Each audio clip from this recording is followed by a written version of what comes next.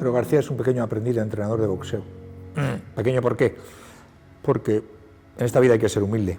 Tienes que tener cuidado a quién pisas al subir, que te lo vas a encontrar al bajar. Y que no hay pelea más dura que la que tiene uno contra sí mismo.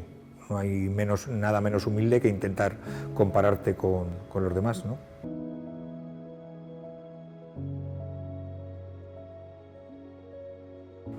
Mira, yo tengo una campaña que se llama Sport vs Bullying, ¿no? La tengo desde hace muchos años. Pues, ha hecho 7 años, no, ha hecho 8 años. Empezamos en el 2016. ¿Y sabe qué pasa? Que hizo mucho eco mi historia. Entonces salí en todos los periódicos, en televisiones, salí por todos lados. Digamos que tuvo una repercusión mediática enorme. Entonces yo a las 2 semanas recibo un mensaje por redes sociales de, oye, mira, Jero, soy Antonio, un antiguo compañero tuyo del cole y tal. Y digo, vale, yo no me acuerdo de Antonio. Me empieza a contar cosas de allí y de tal, digo, vale, muy bien.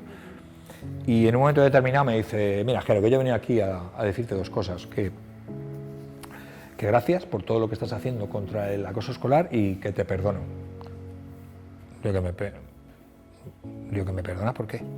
Entonces me cuenta que el último año de colegio había un grupo de chicos, desgraciadamente el acoso escolar siempre es en grupo, y que ese grupo de chicos le puteaba mucho, le llevaba por la calle de la amargura, le quitaban el bocadillo, le daban collejas, le quitaban el dinero, pero había uno en particular que no es que hablara mucho, pero que cuando le miraba realmente lo acojonaba, y que esa mirada le conllevó a pensar de que él no valía absolutamente para nada, que no tenía fuerza para defenderse, que digamos que bajó los brazos, que tiró la toalla. Entonces cuando tú estás desesperado, desangelado y te entran esos miedos a la desesperación, te entran las ansiedades, las frustraciones, y cuando piensas que no vales para nada te aparecen pensamientos suicidas. Y Antonio me contó que llegó a subirse a un 5.º piso e intentó tirarse. Entonces yo digo, ¿pero qué me cuentas eso, Antonio? Y Antonio me miró y me dijo que ese niño era yo. Sabía que me decía la verdad. No me acordaba de Antonio, no me acordaba de los hechos, pero sabía que me estaba diciendo la verdad. Porque yo, en esa época donde solamente utilizaba la agresividad y la violencia para reafirmarme en la vida, la he intentado olvidar de mi vida. La he intentado olvidar. Y entonces le pedí perdón, yo, claro, digo, perdóname. Y dice, no, si tú ya estás perdonado. Y fue cuando Antonio me dijo que lo único que me pedía es que nunca cejara en el empeño de intentar prevenir el acoso escolar. Yo me sentí muy hipócrita en ese momento, ¿no? Decir, joder, todo lo que estoy haciendo resulta que el acosador soy yo. Pero bueno, la vida es así, yo soy de los que reciben golpes y me caigo, pero me caigo y me levanto, y no me levanto para estar en pie, me levanto para seguir peleando. Y eso fue lo que hice. Mi yo mayor le diría a mi yo pequeño que tranquilo, tío, tranquilo, es lo que le diría nada más, tranquilo, porque estando más tranquilo no hubiera hecho cosas que, bueno, que hay cosas que, bueno, en esta vida te equivocas, pero creo que de todas las equivocaciones que he tenido y he sido consciente de esas equivocaciones, de esos fracasos he aprendido de ellos, o sea que si soy algo ahora,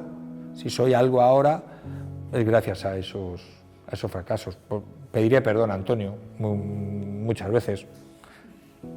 Es así, pero es que también ha habido otra gente que me ha encontrado luego y me lo ha dicho y demás y tal, y bueno, y no pasa nada por pedir perdón. Eso es de ser educados.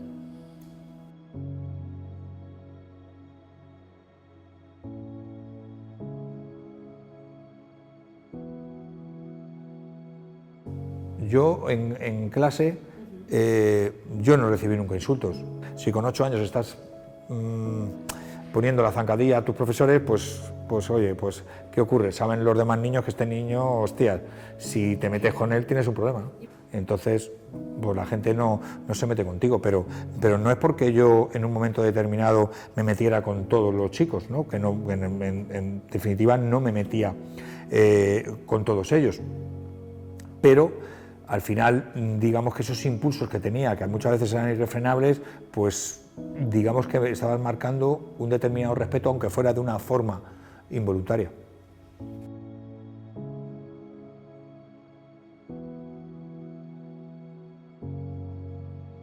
Yo mi infancia la recuerdo un poco con tristeza.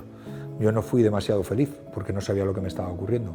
Yo soy un TDAH diagnosticado muy tardíamente, entonces había un problema de salud mental, había un trastorno y yo no sabía lo que me ocurría. Por tanto, no tenía suficientemente herramientas para poder en un momento dado mitigarlo, ¿no? Entonces, en cierta manera lo pasé mal, ¿no? Lo recuerdo con mucha alegría. Y que era un niño que de 10 papeletas que tenía el sorteo de que todo acabara mal, llevaba 15.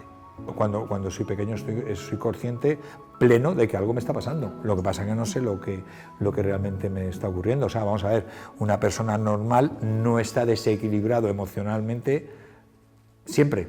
Algo está ocurriendo. ¿Qué ocurre? Que pues no sabes, el TDAH en los años 80 ni estaba ni se le esperaba. En esa época donde la delincuencia estaba a flor de la calle y uno era un poco trastornado, ya te digo yo que tenía todas las papeletas del sorteo. Y yo vengo de una familia súper estructurada que ya me encargué yo de desestructurarla, pero me encargué yo solito. Aquí el único responsable fui yo y mi TDAH. Yo soy muy infiel a todo tipo de adicción. He tenido muchas adicciones y cuando yo entro en el ciclo dopamínico me equilibro. ¿Qué ocurre? Que vas probando cosas. Tú, al estar desequilibrado emocionalmente, buscas elevar la autoestima a través de la segregación dopamínica. Y yo iba probando y al final encontré el hachís, que yo lo pruebo con 14 años. ¿Y qué ocurre? Que a mí me relaja, a mí me tranquiliza. Entonces a mí es mi Concerta, es mi Rubifen, o sea, es mi medicación contra el TDAH. Entonces durante 3-4 años estuve muy calmado por el consumo de hachís. Ocurrió que me empezaron a dar brotes psicóticos, entonces lo dejé completamente. Claro, porque encima con lo violento que era, si encima tengo brotes psicóticos, pues imagínate, pues uno de ellos me tocó estar toda la mili arrestado y estar por primera vez en la cárcel, ¿no? Pero esto fue así. Entonces, ¿qué ocurre? Que me doy cuenta de las cosas.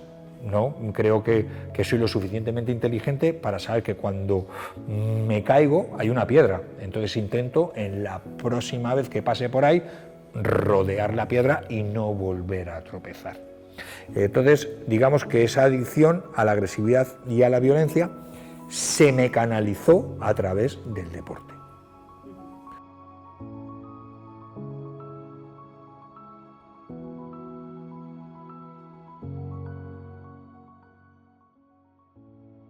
Cuando voy a dar conferencias así educativas y digo, mira, yo no tengo ni la suficiente soberbia ni prepotencia de enseñar a educar a nadie, pero algo de legitimidad tengo. ¿Por qué? Porque he sido el peor padre del mundo. Pero cuando me di cuenta, intenté enmendarlo.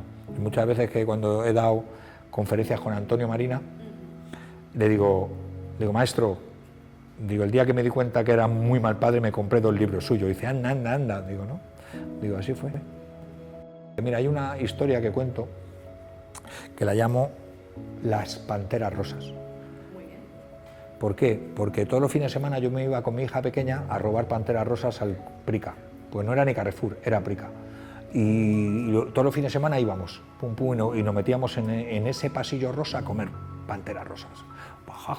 Hasta que esa niña fue creciendo y un día ella en el carro, cuando abrí una pantera rosa, me miró y yo en esa mirada vi que me decía, ¿qué haces, papá? Y ahí me di cuenta de que estaba dando muy mal ejemplo a mi hija que iba creciendo y yo no me estaba dando cuenta. Entonces ese día le pedí perdón a ella, por muy pequeña que fuera, y le pedí perdón a la madre. Y a partir de ahí dije, esto no va a volver a pasar. Y empecé a prepararme con los mejores expertos en educación, entre ellos José Antonio Marina. Considero que la llegada de Azahara, la llegada de esos ojos verdes, fueron los que me salvaron la vida. Esos ojos verdes fueron los que me alumbraron el camino que hasta esos 22 años eran muy oscuros. Y sabe que la quiero mucho porque el otro día me chupé 3 horas de William Shakespeare. Te aseguro que si yo no quisiera a mi hija y a mi yerno, no me hubiera chupado 3 horas de Romeo y Julieta. Esa es prueba irrefutable del amor que tengo a mi hija.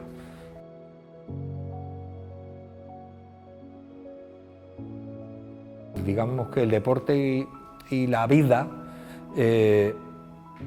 tienen un camino bidireccional, o sea, lo que te pasa en el deporte lo extrapolas a la vida y lo que te pasa en la vida lo extrapolas al deporte. Y entonces yo, que nunca jamás en mi vida había estado motivado, al nacer a Zahara, por primera vez me motivé. Porque yo, ahora que tú que me estás preguntando mucho, te hago una pregunta a ti. ¿Qué es la motivación? ¿El hacer las cosas cuando te apetecen? Pues no. La verdadera motivación es hacer las cosas cuando tocan, por responsabilidad. Entonces yo, en ese momento, fui responsable por primera vez en mi vida y me motivé. Y esa motivación la extrapolé al mundo del deporte y conseguí ser un deportista de élite.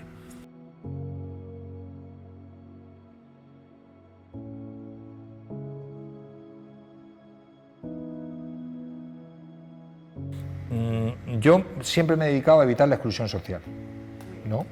¿Por qué? Porque esto es un barrio complicado y yo, en un momento determinado, pensaba que estaba excluido socialmente y hubo una asociación sin ánimo de lucro llamada La Coma que me ayudó. Entonces ese rol social, solidario, lo tengo muy presente. Entonces yo siempre, a través del deporte, cuando me doy cuenta de que yo, a través de la actividad física, puedo transformar vidas y personalidades en positivo, pues siempre he trabajado con asociaciones sin ánimo de lucro, con fundaciones, y aquí lo tenía medio organizado. Pero ¿qué ocurre? Una niña que entrena conmigo, el último año que estuvo entrenando conmigo, sufría violencia de género todas las noches, cada vez que llegaba a su casa. Entonces, por circunstancias, yo me di cuenta de que esa niña tiene marcas, le pregunto, y ella sale, escapa, y esa niña al año aparece, con una niña en brazos. Entonces, ella me cuenta que ese último año que estuvo entrenando conmigo, sufrió violencia de género y que acabó con una paliza en medio del salón, con 8 meses embarazada, a patadas de su expareja. Acaba en el hospital, a punto de perder la niña, pero se recupera. Pero a partir de ahí deja a la pareja y vive sola. O sea, sola. O sea, esta chica limpiaba escaleras con la niña en el buzo. O sea, imagínate, ¿no? Entonces, ella se intenta refugiar en el boxeo otra vez y aparece aquí. Y me dice, Jero, te tengo que dar una explicación. Yo claro, digo, yo creo que me la debes. Eso de salir corriendo, digo, me la debes. Entonces ella me cuenta esto, ¿no? De que ella sufre este tipo de violencia y yo le digo, ¿qué quieres hacer? Entonces, dice, yo quiero boxear. Esa niña se llama Miriam Gutiérrez. Es campeona de España, es campeona de Europa, es campeona del mundo. No solo eso. Ella ha hecho el combate más importante de la historia del boxeo español. Campeonato del mundo unificado. Bueno, Pedro Simón tituló esta historia como la historia más hermosa del deporte en la portada del mundo. Pero es una victoria labrada en la peor de las derrotas. ¿Sabes qué derrota fue esa?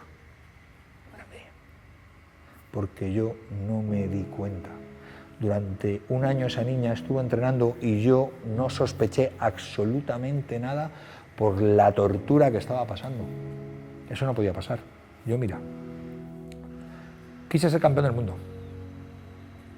Luego, por circunstancias, quise hacer campeones del mundo. Y por otras circunstancias, por el golpe más fuerte que yo me llevaba en boxeo, que es la historia de Miriam, mi objetivo cambió. Y mi objetivo fue, es y será de que ningún entrenador de este país pase por lo que yo pasé. Me formé con los mayores expertos en prevención de las violencias y monté una fundación, que es la Fundación Jero García, que se dedica a evitar la exclusión social y sobre todo a prevenir las violencias. Y ahora yo tengo hasta mi curso propio de prevención de las violencias en una universidad bastante laureada como es la Universidad Francisco Vitoria, ¿no? Y en eso estamos.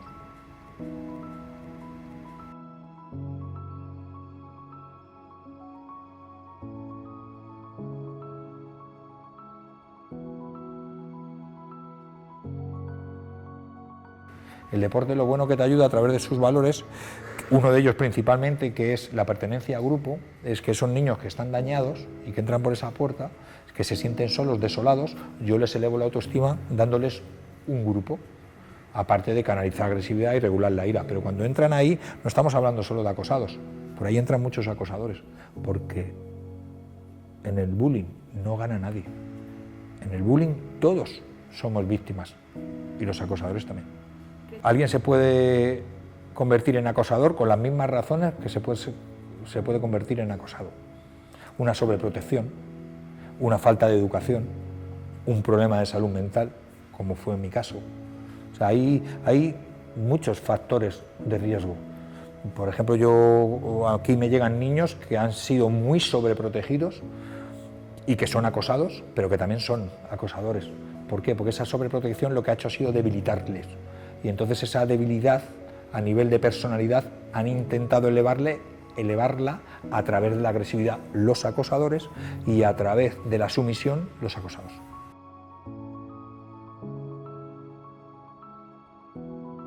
En este país, el día que haya una ley orgánica de protección integral contra el acoso escolar, la cosa irá mucho mejor. Cuando los padres de los acosadores empiecen a preocuparse en educar a sus hijos para que no lo sean, ¿por qué? Porque tengan un recorrido penal o un recorrido civil, esto cambiará. Lo que pasa que ahora mismo hay como mucha impunidad en el daño que se comete, tanto el que lo insufla como los padres.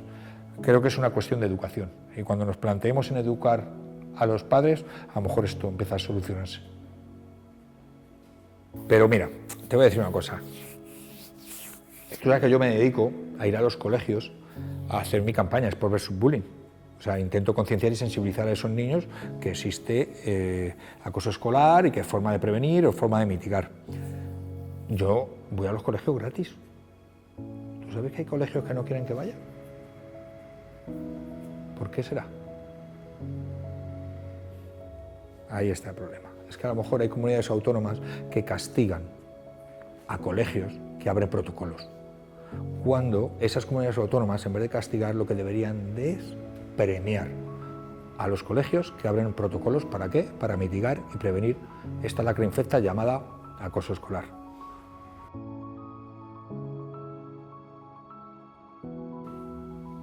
No, yo mandaría un mensaje a todos. Que no abracen el mayor cómplice de las violencias, que no abracen el mayor cómplice del acoso escolar, que es el silencio. Que digamos que el que notifica, el que comunica, no es un chivato, es un héroe, y necesitamos héroes.